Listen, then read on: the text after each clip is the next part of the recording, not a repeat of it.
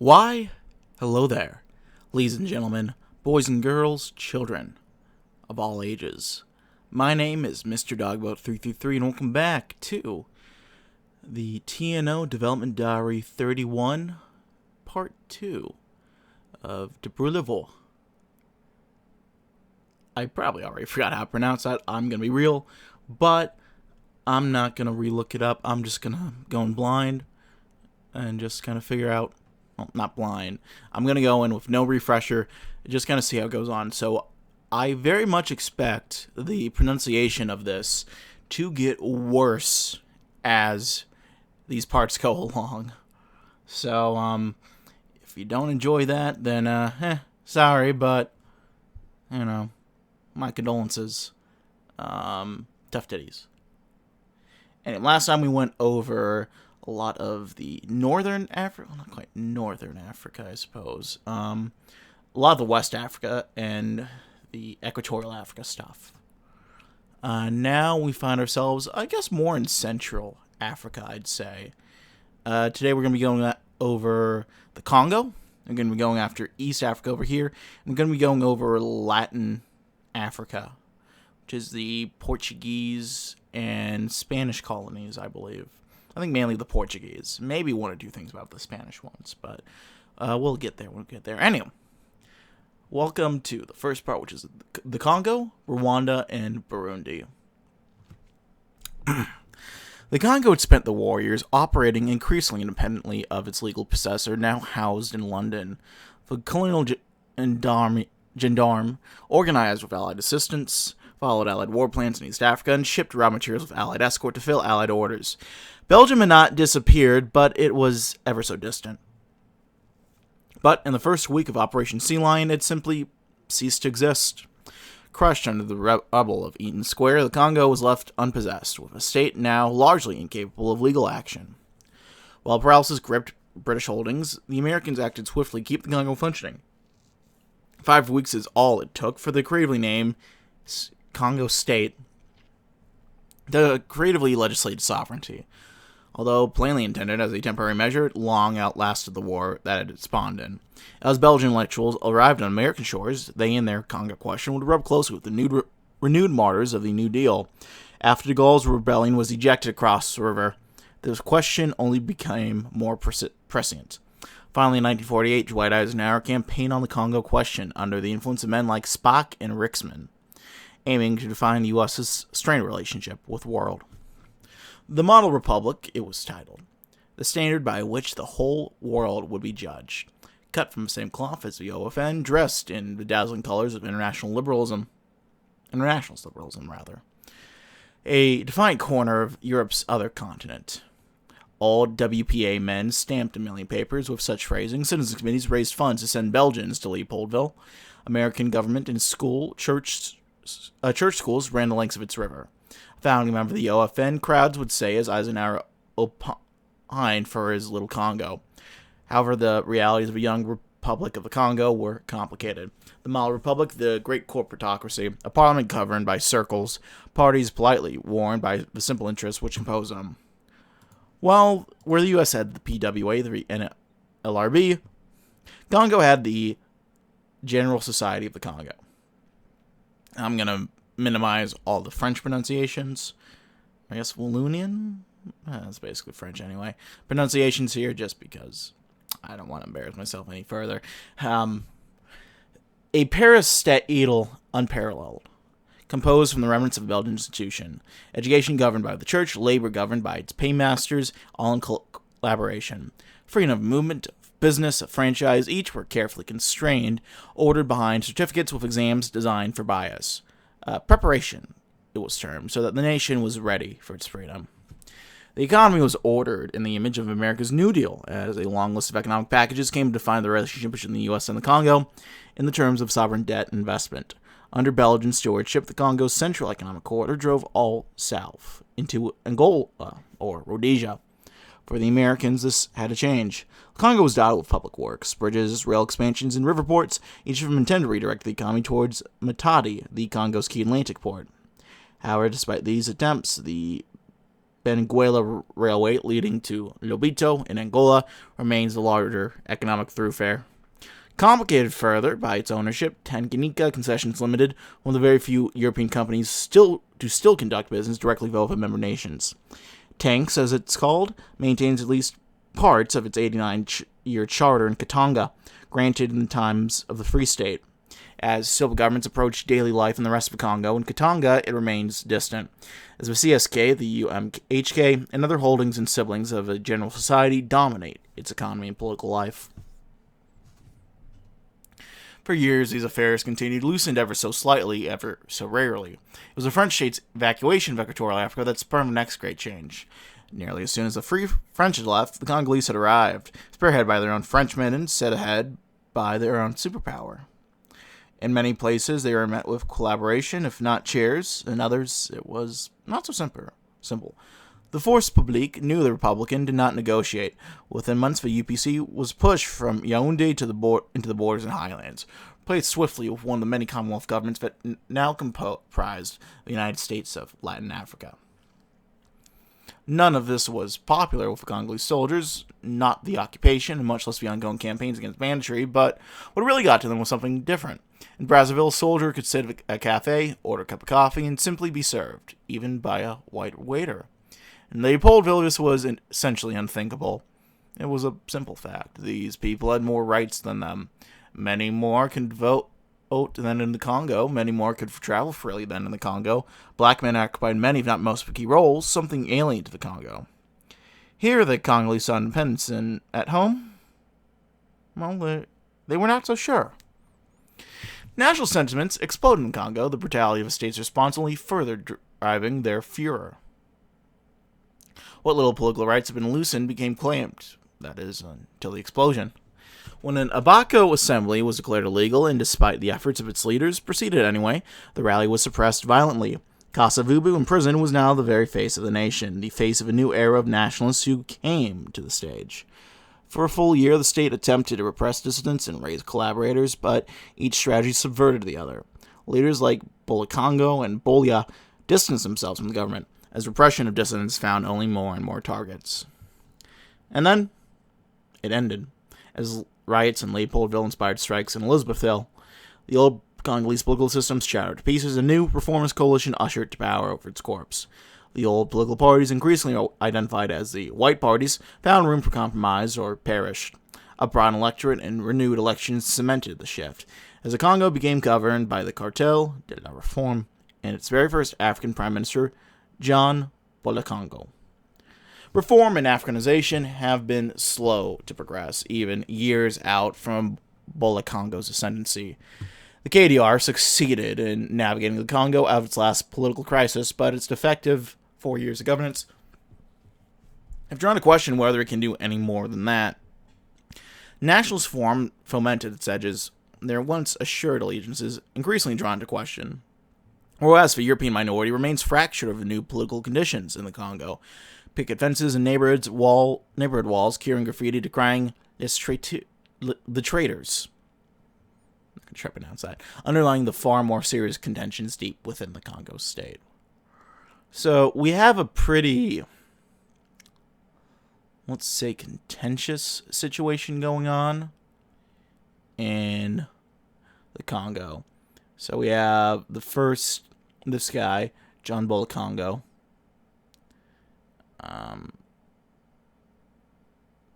Seems like an okay guy. State's an autocracy. It's not a real democracy. You have some model republic stuff, which gives it some nice bonuses, though the post-racial stuff is in question. The Ancient Congo, which gives it a lot of economic bonuses. You also have the Free French, and the remnants of their forces remaining in the Congo, which is interesting. And then we have this. The Anis Sanglants. Sanglé. Looks like a lot of racial stuff and unfair political issues. Looks like for the first part we're going to get a coup to start things up. we'll see how that goes, I suppose. Further on, probably when this releases. Meanwhile, let's turn our head to the east. Further abreast of the Congo and its struggles are its very own sister states, the Kingdom of Rwanda and Burundi. Bound by one of the last treaties to mention the United Nations, the now Republican Force Publique of the then independent Congo got to the very same positions they took up after the countries were taken from Germany. Indeed, these are among the furthest outposts of the OFN, hosting an array of listening systems, observation posts, and defense plans that begin with retreat. Burundi is a small island of calm amidst the sea change, governed by a clade of its young chiefs, educated in the West and in many ways attached to the OFN. To maintain Burundi, the presence of the Americans liberates the country from dominions of security politics and offers yet another vector of stability within the careful ethnic and social balance at play in the country. So it seems that Burundi is going to be a pretty solid ally for the OFN. I'm not going to say no matter what, because I don't know. Something could happen there. Led by this guy, Louis Rwagasore, the Mwami of the nation. We got a couple different things. Young chiefs, political reformer stuff, some military bonuses, the Island of Calm, which gives a bit of negable things. A bit of mentions of the Hutus and the Tutsis, which, if you know anything about what happens in this area, at least in Rwanda, a little concerning. And then we got a nice little bonus right over here. Seems to imply that this guy might be in for the long haul, no matter what, but who knows. Unlike Rwanda, which is a kingdom in crisis, torn at its by ethnic conflict. That's a little weird. Oh, let me reread that. Rwanda, however, is a kingdom in crisis, torn at its by ethnic conflict. Yeah, they're missing a word there. Torn as by ethnic conflict and class conflict, wound wound and tied together. The Bahatu Manifestos transformed Rwandan politics and brought confrontations of increasing scale to the forefront. As tensions rise in the Congo, they begin to boil in Rwanda, and should the Congo falter, its distant satellite will fall. So, this is the Mwami over here. Mutara III, Rudahigwa. Looks like a couple of these countries get... no, that's not bonuses for them. That's defense bonuses against these colonies over here. A mocked-up democracy, which gives a lot of negative policy effects. A manifesto, which hits political power and stability. And some general military bonuses for the Allied mission in Africa. So, it's interesting that if the Congo falls, it says Rwanda will fall. I wonder what that's going to mean for Burundi if these other two end up falling. Because Burundi would be a little surrounded, potentially. If we pull up the map, Rwanda's to the north. If they're hostile, who knows what's going to happen. To the east, well, the west of the Congo.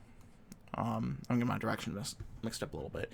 And to the east over here, that's Tanganyika. So that actually there might be something else there. We'll get there when we get there. We're going to get there. Look at that. East Africa. So this is the starting condition of, at least political situation of, East Africa. You have Uganda, Kenya, Tanganyika, Nyasaland, Northern Rhodesia, and Southern Rhodesia. Notably, the INATS Pact. All of them are in. We also have the Triumvirate and Portugal holding control over Mozambique and Angola over here, which is a change to what it used to be, as you all probably recall. In contrast to the ostensibly liberal democratic Congo, East Africa is where the colonial ancient regime is at its strongest. Governed under the retrograde darkness of the British Empire since the end of the war, the peoples of East Africa cry out for freedom from British rule. The heart of both the region's resistance and its colonization lies in Kenya. As a settler colony of the British aristocracy, Kenya serves as a new crown jewel of the empire, with many of the BPP's foremost leaders holding estates there. However, the prosperity of Kenya's settler elite was built on the blood of its native people, and a reckoning was due.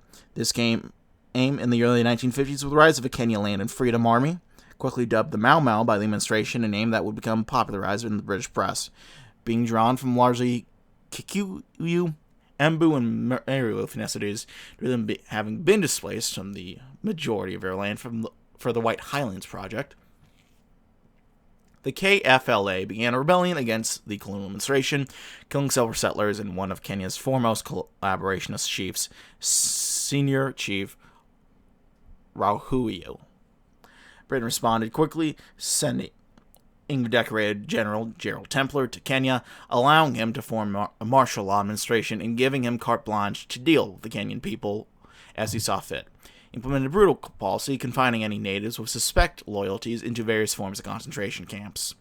Only those with a proven record of loyalty fighting for the colonial administration were exempt. While fighting continued for years, the brutality of the British forces and their collaborators proved impossible for the KFLA to overcome. Now, in 1962, the once formidable movement is a spent force. So it looks like Kenya might be pretty steadfastly free, or not free, under the colonial government, at least at the start. Let's go ahead and move down.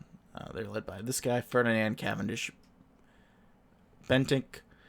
I didn't look up any of the African guys because I don't expect to find many resources there, but I'm curious. Ferdinand Cavendish Benedict, the 8th Duke of Portland. Portland, this guy woke? Knowing that he's in this position, probably not. He's probably the exact opposite of woke. I'm looking at a bunch of boring shit about postings. It looks like there's nothing particularly interesting about this guy, it seems.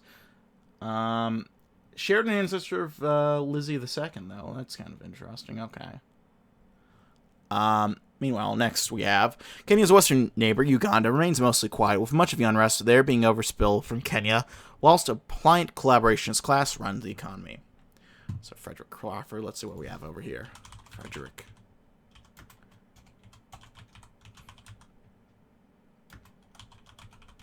Britain. Officer in the British Army, a staunch Ulster loyalist. Organized a Larn gun running, which secured guns and ammunition for the UVF. Okay, so he's No,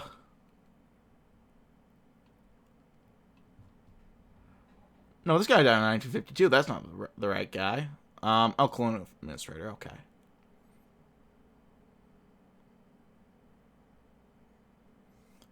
Support Rhodesia.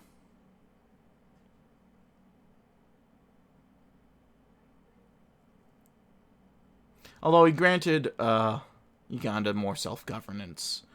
So, I don't know. Here we go. To the south, in Tanganyika, the Ghanaian Revolution, first great uprising, led to the Tanganyika African National Union, beginning an armed struggle against the colonial administration, although the British suppressed the uprising within a few months. The survivors, including their leader, Julius Nyerere? I'm not sure how to say that, were forced to flee abroad, first to the Congo and then to Azad Hind, where they live in exile, training and preparing for the day when they can once more return to liberate Tanganyika. Interesting indeed. This guy doesn't even have a description for him, which is kind of funny. Robert Percival Armitage.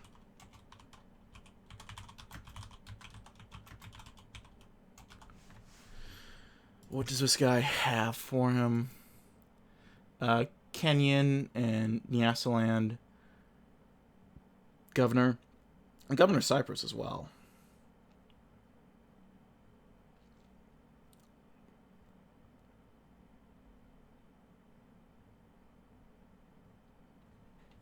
This guy actually has a pretty big Wikipedia page, so I can't just skim this to figure out what's up. Okay.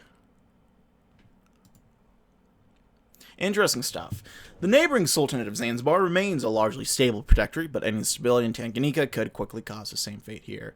So we have the Sultan here, which, my understanding, there's going to be an interesting dynamic going on here, mainly because the majority of the population in Zanzibar are, it says here, African Shirazi, but the Arab minority hoards all the important posts on the island. So there could be some socialist uprisings here, potentially, which would be very interesting.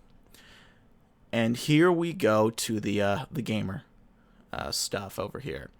To the south, the colonies of southern Rhodesia, northern Rhodesia, and Nyasaland are bound together in the Central African Federation, a loose economic union set up to benefit Britain and settler elites of the Rhodesias first and foremost.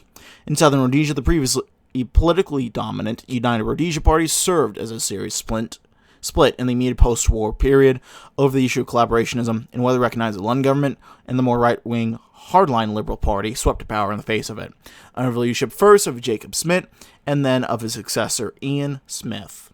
In foreign Mauritius, the ripples of East Africa's politics have nonetheless reached the colony, as Templars administration in Kenya began to look for a permanent place for permanent exile of recalcitrant Mau Mau followers. They settled on Mauritius, with the ascension of the ruling Franco-Mauritian planter oligarchy.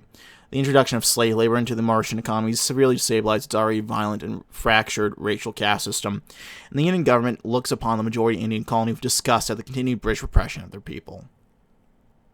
Ooh, that's interesting. Okay. The empire's grip in East Africa will be shattered by the Second Great Uprising in 1963. Ironically, the greatest blow inflicted upon it will come not from the rebel groups that have oppressed the empire for years, but from their own colonial army. A battalion of King's African Rifles stationed in Tanganyika will mutiny against their British employers after a months-long stoppage of pay caused by the chaos. The mutiny will throw the colony into disarray, forcing a speedy withdrawal and allowing Britannia to return from Azad Hind and take up its governance. Further south in Nyasaland, the fall of Tanganyika will lead to the British and Rhodesians both concluding that the colony cannot be held and beginning a military administration withdrawal to northern Rhodesia. The abandonment of Nyasaland will scarcely be noticed in Britain, but it will cause shockwaves in southern Rhodesia. The Liberal Party's hardliners enraged at Smith for allowing the Union Jack to be brought down in Africa and ousting him, replacing him with the right-wing ideologue William Harper. Elsewhere in East Africa, while colonialism is able to hold during the uprising, the independence of Tanganyika causes shockwaves, allowing old rebel groups like the KFLA to revitalize and new rebel groups like those in northern Rhodesia to form. But make no mistake, the empire in East Africa has been dealt a blow, but it has not been vanquished. The Republic of Tanganyika must lead the band of independence forward, or it may find itself consumed as it was once before. So does this mean that Julius over here is set to take power in Tanganyika?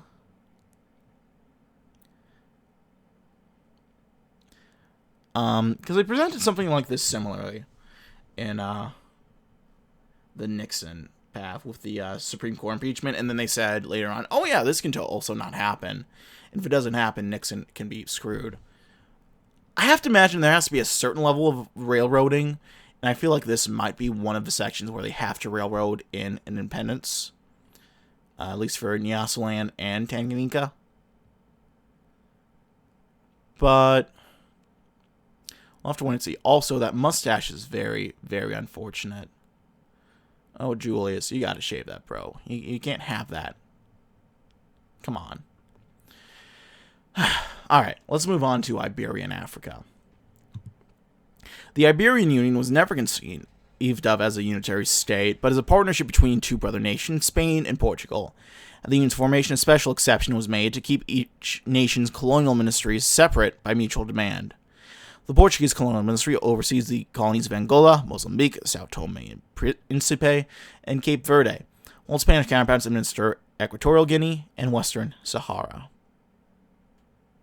Interesting indeed. So we also have the Sultan of Morocco popping up here. So Morocco is its own puppet at the start now, instead of just being owned outright by Iberia and having cores on some of this land, which I noticed during my last campaign. On paper, the Portuguese colonies represent a more humane alternative to their nakedly white supremacist counterparts in Britain and France. Trumping the ideology of Luso-tropicalism, the Portuguese have long portrayed themselves as a uniquely benevolent imperial project capable of it peacefully incorporating native Africans into a civilization that combines the best of its disparate members. Beyond the propaganda, however, lies some of the most backwards and repressive colonial regimes on the continent, replete with underdevelopment, exploitation, and a strict racial hierarchy. For decades into the 20th century, the colonies languish on the periphery of Portugal's attention, little more than a source of coffee, minerals, and prestige. This began to change after the implementation of the Estado Novo in 1933. Under Salazar's leadership, greater attention was paid to the colonies as a source of ideological pride as much as material wealth, in line with the theory of Luso-tropicalism. For subjects on the Portuguese overseas empire, however, this change in official attitude did not translate into changes in day-to-day life. Indeed, reformers in the colonial ministry remained sidelined throughout the 1940s and 50s. The triumph of the Reich's new order did much to vindicate a more ruthless view of the world. Colonial officials in Lisbon, Luso-tropicalist ideas notwithstanding, were no less susceptible to such views than anyone else. It is in the crown jewel of Portuguese Africa, Angola, that the consequences of such attitudes first appeared. During the 1950s, thousands of Angolans fled the poverty and forced labor of the country for better prospects in neighboring Congo, congregating in the capital of Leopoldville. Here, prominent Angolan refugees were soon entangled in Congolese political intrigues and increasingly nationalist undercurrents, although they never forgot the homeland they had fled. The epitome of this phenomenon is Olden Roberto, an Angolan who spent nearly his whole life in the Congo, taking leadership of the exiled Angolan Congo separatist movement of the 50s, coalesced in the United Party of Angola, or UPA. In 1959, Roberto took advantage of labor discontent in the north of the country, and inspired by wider unrest around the continent, he attempted to launch an incursion from the Congo. His haphazard attempt at revolution posed no serious threat to the colonial regime, but it had enough popular support to awaken officials out of a self-assured stupor. Their belated response proved brutal, sending the rebels fleeing back across the border with close to 1 million refugees behind them, amplifying Congo's existing political crisis. American intelligence and the Congolese administration cajoled Roberto's newly formed UPA to form a coalition with a myriad of other Angolan liberation organizations.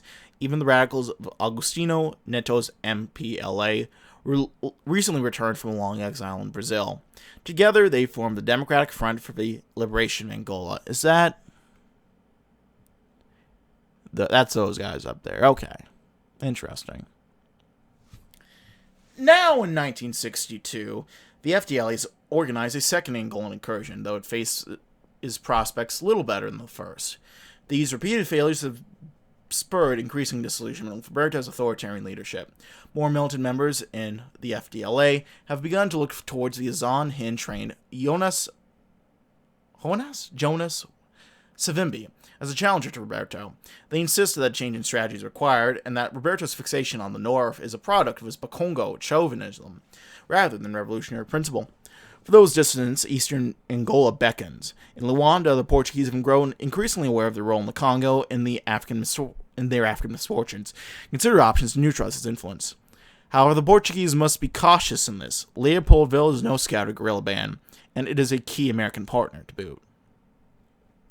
On the other side of the continent, in Mozambique, the situation is quite different. Under the steady, experienced leadership of Governor General Gabriel Mauricio Teixeira, the colony has seen none of the violence or chaos experienced by its Atlantic counterpart.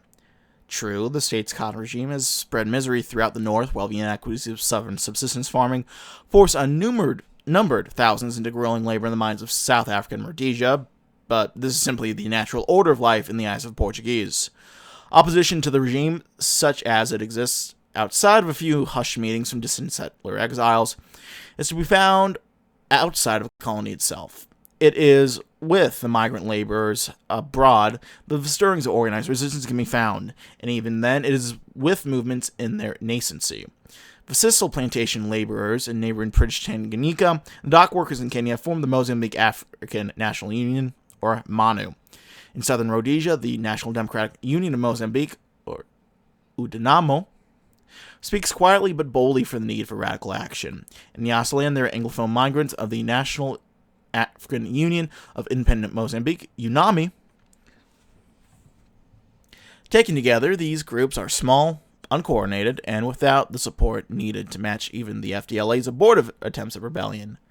Until the enemies of colonialism in Mozambique unite, the administration of Lourenço Marques has little to fear. In his office in Syracuse University, Dr. Eduardo Mondlane, a one-time State Department employee, prepares another speech on the cruelties of colonialism and the need to stand against it globally. The year is 1962, and his patience is running thin. In contrast to Angola and Mozambique, which have always been the focus of Lisbon's attention, the smaller colonies of Portuguese Africa have struggled thanks to long-term neglect. The colony of Guinea, a small carve-out along the West African coast, has been a Portuguese possession since the 16th century, but has little pressures to show for it. Infrastructure of any kind, already negligible, became almost non-existent the further one travels from the capital of Bissau. Independence efforts in the colony have been active since the 50s with the Amilcar Cabral and his African Party for the Independence of Guinea, Cape Verde, or Pike, leading the way. Officially, the Pike is only one of the larger Guinean United Liberation Fronts, hosted in Accra by President Nkrumah. But this alliance has proven unstable since its inception, owing to serious disagreements over tactics, goals, and the role of Cape Verdeans in the Guinean struggle. The Portuguese island colonies of Cape Verde and Sao Tome and Principe are unique in that they lack an indigenous population, having been uninhabited at the time of European arrival. Both island groups quickly became important nodes in the transatlantic slave trade and thus strategically important to the Portuguese. The majority of Cape Verdeans and Sao Tomeans are Creoles, with a mix of European and African heritage, putting them in an awkward middle ground between their Portuguese colonial rulers and their other African colonial subjects. The Criollos of Cape Verde and the Foros of Sao Tome are considered assimilados by the Portuguese colonial ministry and the Iberian government, allowing them citizenship as a class rather than on an individual basis. Due to this, neither group is subject to the rules of the Estatuto dos Indígenas that govern life for the majority of Portugal's colonial subjects. Despite this measure of privilege, neither colonies escaped from the violence and mismanagement so common to Portuguese rule. For now, these islands have yet to see much direct nationalist agitation compared to their mainland counterparts, but this may soon change as organized resistance to colonial oppression spreads like a wildfire across Africa. On the other half of this patchwork Iberian Empire, Spain has fallen far from their glory days as a colonial superpower. Where Portugal holds colonies rich in land and resources, with hundreds of thousands of settlers to boot, Spain's remaining colonies are poor, tiny, and hardly developed. They are less zones of extraction or new frontiers and consolation prizes. They remind men like Cadillo Francisco Franco of what Spain used to be, even as it has fallen so short of that vision. The Berlin Conference of 1884 legitimized Spain's claim to Western Sahara, although the land itself was of little value. Rather, it served as a natural springboard for Spanish penetration into Morocco and Mauritania. While French influence blocked off this latter route, Spain continued to insist on its right to a sphere of influence in Morocco. Eventually, this claim was substantiated with a protected zone based around the Rif, Cape Juby, and Sidi Ifni. In the aftermath of the Second World War, the Reich pressured France into surrendering its control over the rest of Morocco to Franco in return for a siege of Gibraltar from the British. Over the following years, Spain returned the territories of Spanish Morocco to Rabat as a way of ensuring the Sultan's loyalty. Western Sahara, however, remained under Madrid's control into the Iberian Union. I hope you're all keeping up with this right now, because we still have some more to go. Sultan Hassan II, having only recently succeeded his father Muhammad V, continues to insist on Morocco's historical claims on all of the Sahara. So far, Madrid has politely but firmly rebuffed these entreaties every time the topic has come up, but the fever of greater Moroccan irredentism has Rabat in its iron grip. The various factions in Morocco disagree on many issues, but almost all agree that the country must expand its borders. Contrasted with the uniquely underdeveloped Western Sahara, Spain's territory on the Gulf of Guinea is a much more typical example of colonial management. The colony is divided between the insular province, the islands of Fernando Po and Annobon, and the continental province of Rio Muni. The extensive inequality between the two halves of the colony has long been a source of internal tension. The insular province has prospered, in a relative sense, as the economic heart of the colony thanks to the establishment of extensive plantations yielding cacao, coffee, and tobacco. Rio Muni has historically been treated as little more than a preserve for lumber and labor. Indeed, the demand for African labor to work the plantations on Fernando Po has always dominated colonial decision-making, and at one time necessitated the importation of labor from Nigeria and Liberia. In recent years, however, migrant labor has primarily arrived from Cape Verde and Angola, now part of the Greater Iberian Union. The resulting penetration of Portuguese influence into Equatorial Guinea has not gone unnoticed. Interesting. I wonder if there's going to be any tension between Spain and Portugal that emerges from that. We'll have to wait and see. Despite its small size and suppression by the colonial authorities, Equatorial Guinea has produced several movements determined to throw out Spanish control and exploitation. The planter Asiao Manye Ella became the father of the independence cause around 1950. He founded the Crusade for Liberation of Equatorial Guinea, or KUNLGA. Throughout the 1950s, he quickly spread his movement throughout the continental province. While Manye was far from a direct threat to the colony, Governor Faustino Ruiz Gonzalez reacted ruthlessly, empowering the Guardia Civil to murder the farmer. Other defense activists took the hint. Within the year, hundreds had fled across the borders to the new independent countries of Gabon and the Federal Republic of Cameroon. If the ethnic ties between the Fang people of Rio Muni were not justification enough for the Gabonese and Cameroonian leaderships to assist the Equo-Guinean exiles, the U.S.'s involvement soon gave them plenty more. The State Department's African Affairs Bureau recognized that the Equo-Guinean independence movement could prove a useful tool for discomforting the Iberian Union if such an action ever proved necessary. Thus, the Kungal evolved into the popular idea for Equatorial Guinea, or IPA, under the leadership of Nkuna Ngongo. Dongo? These pronunciations are not it. I already know. I'm trying my best here. The windfall of foreign support soon gave way to difficulties for the independence movements. The HIPA, was headquartered in Amban, Cameroon, under the official patronage of President Paul Sopo Priso. Their official program called for the eventual integration of Equatorial Guinea into the country.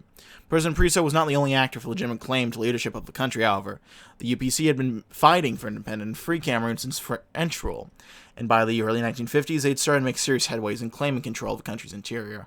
While the IPA relied on Yaoundé, some within the movement held strong sympathies for the UPC. Under pressure from Priso, Atanasio Ngongo Mione led his faction to a second exile, this time to Ghana. President Nkrumah, a friend of the UPC himself, welcomed them. In Accra, Mionge's IPGA exiles were formed into the National Movement for the Liberation of Equatorial Guinea, Monoligue. They too called for a federation with Cameroon, but the Cameroon they had in mind was not Sopos Priso, but Mumis. The only national movement that had not endorsed federation with Cameroon is Bonifacio Ondu Edu's Union de Guinea Equatorial, UGE, based in Libreville and backed by the Obama government there. With such a tangled web of visions for Equatorial Guinea's future and so many forces out at play, it is hard to imagine the issue will be resolved quickly or cleanly. No matter what, it can be assumed that Madrid will not countenance the loss of one of its last colonies so easily, and that the murder of Manye is merely a taste of what it is prepared to do to prevent such an outcome. So that's a lot. That is a lot immediately. Especially in the Iberian stuff. I haven't played any of the Iberian Union stuff, so I'm not too familiar with the setup situation there. It's obviously a big setup. I also don't know much about really most African history, but especially the Latin colonies. So that's like Equatorial Guinea, Angola, Mozambique. All these little ones up here. I'm not too familiar with them, so this is all a bit of a foreign concept. But it sounds like there's going to be an interesting dynamic. I'm curious how that's going to be integrated into the Iberian Union and their campaigns and their play styles. We'll just have to wait and see. There. It's probably the least I have to say right now. The East Africa stuff strikes me as very interesting immediately.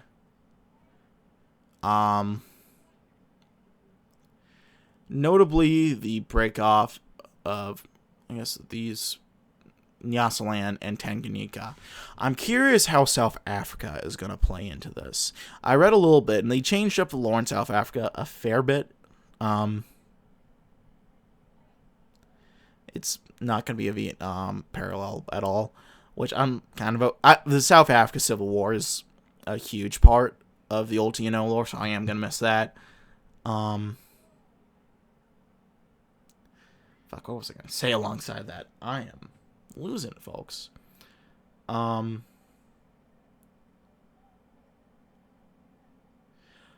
okay, let me retrace my steps. I just forgot the point.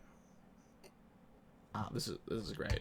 I'm embarrassing myself in front of my new friends and viewers. But I'm curious to see how South Africa's gonna play in, because they seem a bit more how do I say, apartheidy than they are currently in the base game. So them supplying these guys over here is going to be interesting, I think. Or what the relationship is going to be between these guys, South Africa and these guys, and the Reichspakt in general, I suppose. Because, you know, I'm curious, if they can't get supplies from there, how else are we going to survive? I guess air, maybe, but that's not going to go with the Congo. It's not going to go with the revolutionaries. Well, whether or not they can enforce it or not for a while is in question. Maybe the Iberians, I suppose. We'll just have to wait and see there. All interesting stuff indeed. Oh yeah, I remember what I was going to say. The way South Africa is set up as the Vietnam equivalent where there's mass protests doesn't make the most sense to me. I mean, you're fighting against literal Nazis and genocide maniacs. Granted, the South African government isn't necessarily perfect, especially depending on what path they take, I guess, whether they detente with the ANC or try to appease the Boers and crack down on them. But it, you know, it's, you know, it's levels of evil magnitude worse, you know, the Germans are than the South Africans. So that issue, I never made the most sense to me to be the Vietnam equivalent. From my understanding, that's probably going to be Haiti now, which is going to be a much better pick, in my opinion, for a Vietnam equivalent. So it's going to be interesting to see how that plays out. All the South Africa stuff is going to be in the next video. All this in the meanwhile, I'm curious to see how it's going to play out. And the U.S. stuff, especially the orientation around the Congo, the OFN's main base being in the Congo is a really interesting play, because the Congo had a lot of instability in our timeline, the Congo crisis and all that. And the U.S. did not exactly do very nice things to the Congo either. Lumumba comes to mind immediately. If that's how you say his name. I think he's gonna pop up later in these dev diaries. So if I didn't get it right, Lumumba. What are those dumb fucking Labubus? Labubus, yeah. Not that. But Labubus are fucking stupid. I just want to take that tangent real quick. Look at those ugly fucking things. My fucking god. I fucking hate those. So it's going to be interesting to see how this all plays out. Now, it doesn't seem like we're going to be able to really play any of these countries directly, from my understanding, which is going to be pretty disappointing. Because it would be interesting to hop in as the Congo and play this directly, or Tanganyika and directly see the fall and then cooperate to try to get it fall. Or maybe one of the Rhodesias and try to hold on to the white minority rule, or try to find some cooperation that doesn't jeopardize the status of it. I think all of these would be interesting to play. I think the biggest issue I have this update so far, and I think all the lore is pretty interesting, although reading a lot about Iberian Africa that I don't really know that much about. I mean, it's just a couple small islands. That can be a little dragging. But a lot of this other stuff does strike me as really interesting. it's just we're not going to be able to play all this directly, from my understanding. Which is kind of disappointing, because I'd like to play as Tanganyika, as Unfortunate Mustache Man, or Ghana, or South Africa, or any of these other guys, and I don't know if I'll be able to, which is a little disappointing. But we'll get to the rest of that in the next time. That's just a little mini rant. For the most part, lore-wise, I'm finding this to be pretty interesting, so I'm here for that. But overall, well, yeah, I'll just leave things there for now. That was it for part 2. Part 3 will be coming out tomorrow, bar any sudden changes that complicate things there. So if you want to check that out, hit the sub button, notification bell, keep up to date with that upload as it comes out, and any of my other uploads in the future. I do a lot of Hoi 4 stuff, some new campaign trail stuff, and I'm trying to branch out into some other things once I get more time. So if any of that interests you, check it out. Hit the sub notification bell, and then leaving comments, feedback. If you have any questions or anything of the sort, check out the comment section below. I read all comments I get, and I do appreciate any all feedback as it comes my way.